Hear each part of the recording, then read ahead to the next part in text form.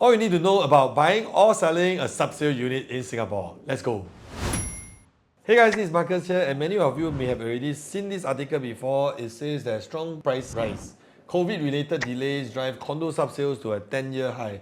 And if you look at the fine print, right, it actually says that 60% of the transactions in the subsale market actually came from the OCR region. So many of you today, if let's say you are holding on to a property that has already met its 3 years seller stamp duty and thinking whether should you sell before the TOP, or maybe there are some of you that are thinking of buying into a subsale property because it fits your family needs.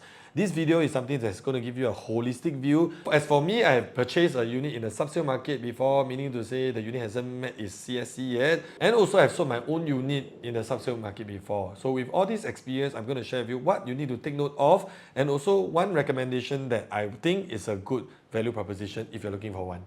So now I'm going to give you the scope. Number one is, what is the subsale market? Why do people choose to buy and sell during the subsale market? How to afford a subsale market? Tips to find a good subsale unit. And last but not least, my recommendation of one project that you can consider buying. Okay, by now, if you think that this is going to be another agent review telling you things that you can find from the internet, no, because I have already purchased it myself, so I can be sharing with you the good, the bad, the ugly about buying a subsale unit so that you can consider. And if you appreciate honesty and candidness like this, right, do me a favor, tap the like button because it really helps me a lot. Thank you. Now, what is subsale? As usual, we like to go and Google and see what Google gives us the first answer. According to the Urban Redevelopment Authority (URA), a subsale refers to the sale of a unit by an individual who has agreed to purchase it from a developer or a subsequent buyer before the property's official completion and the issuance of all necessary certificates is by 99.co. My personal take in a nutshell is, when you're buying a unit that is not fully completed, means it haven't met its CSC. Basically, right, CSC means it's fully completed and URA approved. TOP means after completed, you can collect keys, and then the developer has a certain period of time for them to finish all the outstanding defects and whatnot before they achieve their certificate of statutory completion. But basically, most of the works are already done. Then it's considered CSC. Fun fact, back then when I bought a unit, in one of the development, I already collected keys. I went down, saw the unit, my wife fell in love, we bought it. This is a picture, we can super there. After I realized that they already met its TOP, haven't met its CSC, meaning to say that we are actually paying 85% installment, which was a pleasant surprise. But what I'm trying to tell you here is that today buying a property is not when you collect keys, means it's actually a non-subsale, it's a resale. So need to check in on that. Why? Because today when you're buying a subsale unit, you will be subject to additional legal fees, which means the developer's law firm will actually charge you an extra fee in order to issue another sales and purchase agreement, SMP. If you don't know what's that, I'll link them in the description. But basically, you're buying from the developer now. So you're buying the option over from the seller, and then the developer will actually issue a fresh SMP for this. So in a nutshell, basically when you buy a property before it reaches its CSC, it's a subsale. And what you need to take note of is that for the buyers, you are not paying full installment yet, basically 85% because haven't met its CSC. And also you need to factor in slightly more legal costs for that when you're buying a property in the subsale market. But for the seller, absolutely no difference. Now, point number two, why do people buy or sell in the subsale market? Let's talk about the buy first. Why people buy during the subsale market? One reason is because some of them, they don't have the time to wait, because buying a new launch property means you need to wait 3 years for it to complete. Of course, they have a choice to go and buy a resale property, but not everyone wants to stay in a resale house, because some people prefer to buy a brand new one because they don't need to worry about the history of the unit that they're buying. Next, some of the clients feel that this property will still have capital upside given the level of scarcity around that area, the schools, the quality of this development. Basically, they think that subsale properties will still have room for capital gain. And these are typically the three kinds of reasons why people buy in the subsale market. Next, if you're talking about who sells in the subsale market, number one, obviously you'll be thinking like, because they stress, they no money, they bid off more than what they can chew, and they both pain, stress, need to sell and all these things. Typically, when you want to buy, you're always looking for this kind of people. I'll give some comments about that later. Next, because they realize that over time, this property cannot suit them. Because 3 years back, perhaps they bought a 2-bedroom. Now they got 2 kids. They think that 2-bedroom is not enough. They want to quickly move on from this property so that they can secure another unit that they can move in from there. Change of family plans. Thirdly, which is many of my clients are like that, will be people who are looking to build up their capital as soon as possible. Meaning to say that to them, every year is opportunity cost. For example, some will think that today, if it's completed, the buyers will actually be able to pay a higher price because they can immediately use it. True enough, but also, can you afford that 1 year? Because today, if let's say you are at the age of 30 years old, Every year you delay does not make much of a difference because the maximum loan tenure will still be based on 30 years, i.e. you are able to loan the same amount even if you wait one more year later. But if you are at the age of 50 years old, basically your runway from 50 to 65, which is the age that the bank cuts off giving you any loan from there, right? The 15 years runway, right? Every 1 year you wait to make the additional 100,000 means to say that you'll be able to get about 100 to 150,000 less loan. All in all, who sells in the subsale market is number 1, distress sale, number 2, change of plans, number 3, trying to capitalize on time as much as they can. Point number 3, how to afford a subsale unit. So as usual, 3 points. Number 1, can you get the loan that is required? Number 2 is, can you afford the down payment? And last but not least, can you service the mortgage comfortably if you are buying this? So first up, can you afford the down payment? If you're buying a $2 million property, your first 5% has to be in cash, which is 100K. 20% can be either cash or CPF, 400,000. Stamp duty for $2 million is $69,600. Do take note, the percentage that is being used to calculate increases along with the quantum of the purchase. Thirdly will be the legal fees, that is $4,000. And why $4,000? Not because I'm getting referral fee, it's because you need to pay extra for the developer's lawyer to issue a fresh SMP for this purchase. Now the next question is how much you need to make in order to qualify for the loan that's required for the $2 million subsale purchase. Today, right, let's assume you actually have a car installment of $1,400, which is what you can get for a Toyota Noah here in Singapore. The answer is $15,600.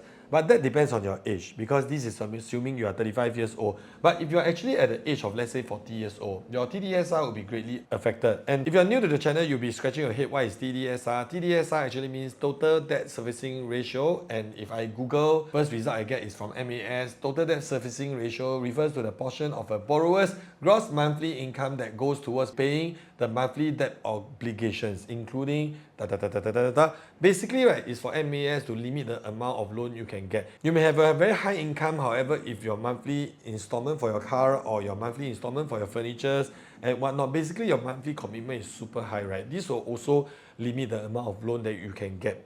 Next, also for TDSR, it factors in based on your age as well, calculated up to an age of 65 years old.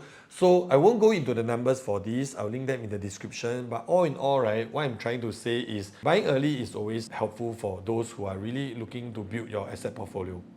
Now, the often overlooked thing about buying a property is always whether can you service the mortgage comfortably. Using the $2 million property as an example, 4.5% interest rate, 30 years loan, 10 years 75% loan, total loan amount 1.5 million means to say that your monthly repayment will be $7,600. Is it a lot? Yes, it is a lot. So if you use $15,600 for example, right, you are basically using almost half of your monthly pay to pay for the mortgage. Does it make sense or not?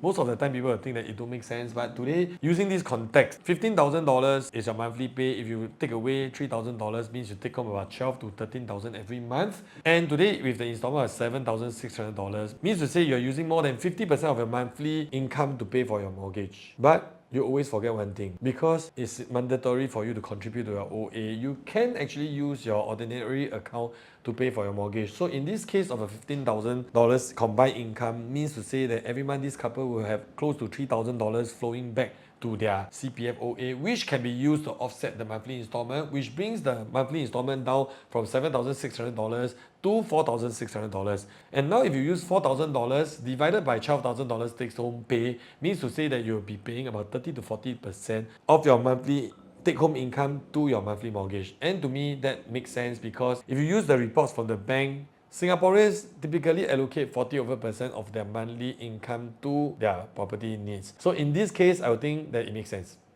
Point number 4, tips to finding the right subsale unit.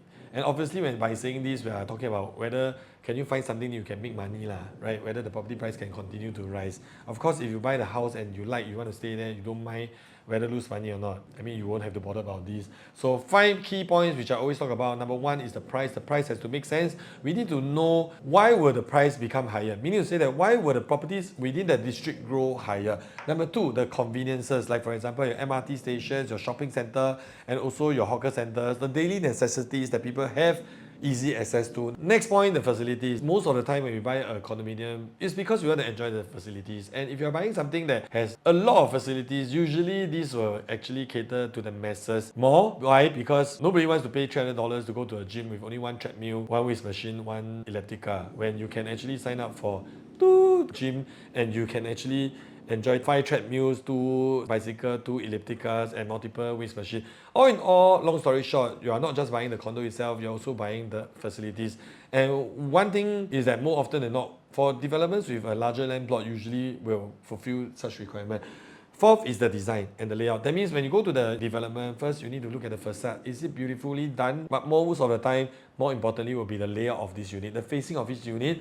Sometimes it can be cheap. It fulfills the top few things that says that the price, everything is right. But because the layout is odd, there's a lot of wasted space, or maybe it's facing the rubbish chute. Even though it's cheaper, doesn't mean you actually make money. Point number 5, one of the most important points out of the 5 is your exit strategy. Today, when you buy a property, what would be the reason why people die want to buy this property? Is it because upgrader, LL, because they are in Choa Chu Kang, they only can buy Choa Chu Kang. So there are a lot of MOP units in that cluster, and you know that these will form a very strong exit strategy. Or we are talking about schools. If you are near elite schools around that district, right, within 1 km, people may also die want to buy there or rent there for 3 years just to make sure that their children get a place in one of the elite schools.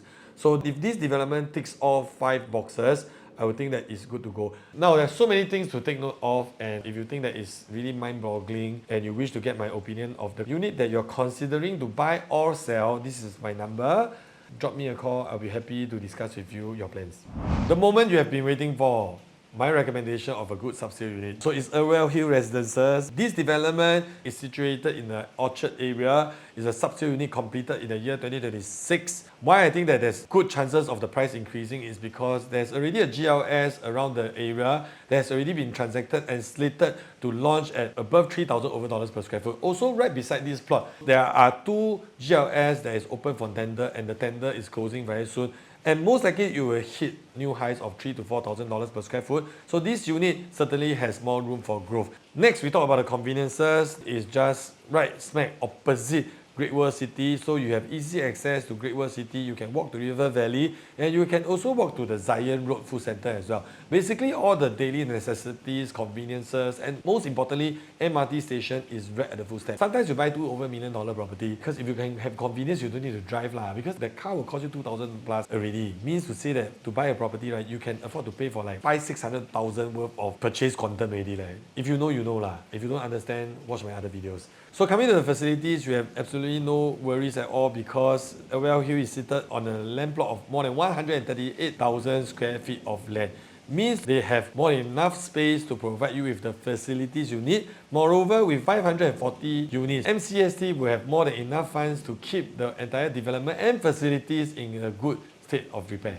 Next point will be design. So first we talk about the design of the entire development as well. CDL being a renowned developer, which is one of the oldest developers in the entire Singapore, certainly has their experience in building quality units. If you look at the land plot alone, it's actually situated along Irwell Bank Road. Many of us travel through there. Every day I travel through there back and forth. Some will say that it's a very noisy road. But the orientation of the development ensures that most of the units actually don't face the busy road in front, and they actually have a nice north-south facing the lawn as well. About the development, it also comes with the nice huge ass lawn. To me, a development with a lawn exudes luxury. Coming into the unit itself is actually a 2-bed, 2-bath unit situated on the 3rd floor, just nice facing the lawn and also the pool. Meaning to say that this unit not only is in a very nice layout but also has the most premium view in the entire development, because in the development, what's most expensive to build is definitely the swimming pool. So with a unit that is situated just nice 1 level above the lowest floor, facing the lawn, facing the pool, which is the premium facilities of the development, means to say you tick the boxes in terms of design.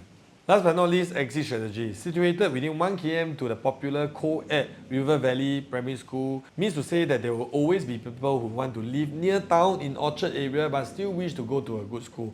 Why I'm saying this is because we all know that if you want good schools, you go to Bukit Timah. But some people don't like Bukit Timah. If you want to be near Orchard Road, many of the condos today are not within 1 km to River Valley Primary School. And especially for those that are looking to buy a newer project near River Valley Primary School, you really have very little options because most of the development there are actually freehold older condominiums.